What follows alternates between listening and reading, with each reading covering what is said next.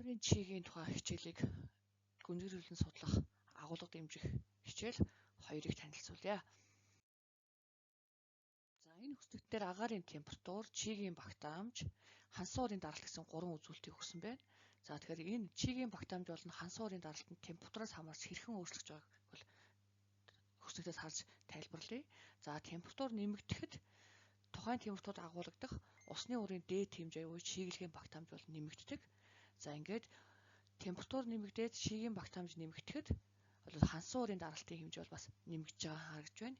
Эндээс бид нар юу гэж дүгнэх вэ гэхээр температур их байхад чигийн багтаамж их байна. За энэ чи тийм ээ одоо энэ үед бас хансан уурын даралт бол их байна. Харин температур бага үед чигийн багтаамжийн хэмжээ бол бага байх нь байна. За энэ үед бас хансан уурын даралт бол бага байна гэж дүгнэх нэ. За чиглэгийн коэффициентийг олохдоо К тэнцүү R-аас хасах нь E гэсэн томьёогоор олдог. За К-нд чиглэгийн коэффициент, R нь болохоор тунцны нийлбэр хэмжээ. За E нь болохоор уурших бололцоо буюу потенциал өөрчлөлтийг бол тэмээр тэмдэглэдэг байна. За энэ томьёог ашиглаад бүгдээрээ энэ бодлогыг бодъё. За жилд орсон тунцны нийлбэр нь 800 мм, уурших бололцоо буюу потенциал өөрчлөлт нь 1200 байгаа тохиолдолд чиглэгийн коэффициент хэд байх вэ гэж байна. За тэгэхээр томьёо ёсоор 800-г 1200-д хуваахаар чиглэлийн коэффициент нь 0.67 гараад ирж байгаа хэрэг. За тэгвэл дараагийнх нь болохоор ойн бүсэд тунцны нийлбэр нь 1200, уурших бололцоо буюу потенциал өөрчлөлт нь 900 байгаа тийм. За тэгвэл энд нутагт юм одоо чиглэлийн коэффициент нь хэд гарах вэ гэхээр за 100-ны 33 гараад ирж байна асуулт үзэхээр. Тэгэхээр нэгээс их гарч байгаа тохиолдолд чиг илүүдэлтэй байна гэж тооцох нь байна. Харин нэгээс бага гарч байгаа тохиолдолд чиг дутмаг байна гэж тодорхойлно.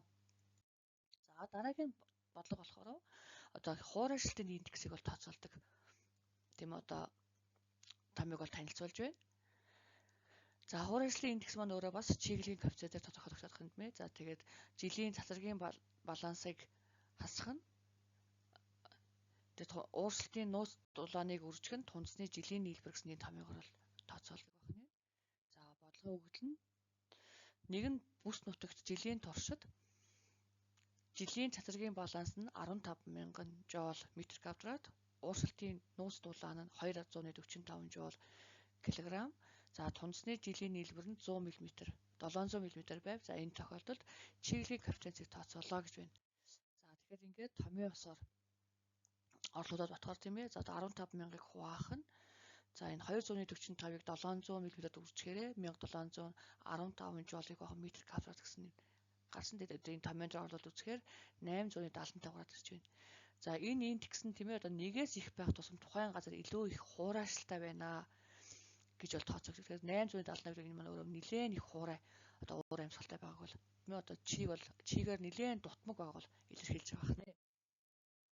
За гидрометрийн коэффициентийг олохдоо тийм ээ одоо за энэ томьёог ашиглаж олдог байх нь. За энэ бол тогтмол тоо. За R бол тогтмол тоо.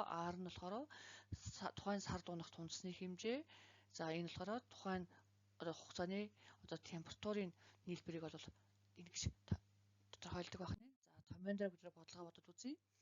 За нэг нь бүс нутагт тийм ээ 7 сард тунцны хэмжээ нь 75 мм, температурын нийлбэр нь 300 градус байсан.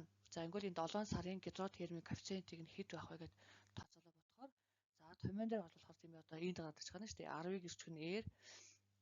За ингээд 10 гэдэг нь тогтмол тоо, 75 гэдэг нь 7 сарын тунцны хэмжээ байгаа даа. За үүнийгээ 300 градус Цельстэй хуваачаар 2.5 гарч байгаа юм. Тэгэхээр одоо энэ чиглэлийн коэффициент нь өөрөө одоо энэ 1.6-аас их буюу 2.5 байгаа нь өөрөө энэ чигшил бол их байгааг бол илэрхийлж байгаа хэрнэ.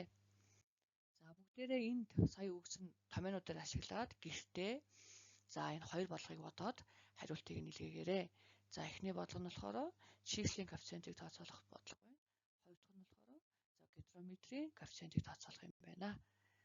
Хичээлээ анхааран сонссон хүмүүстээ баярлалаа.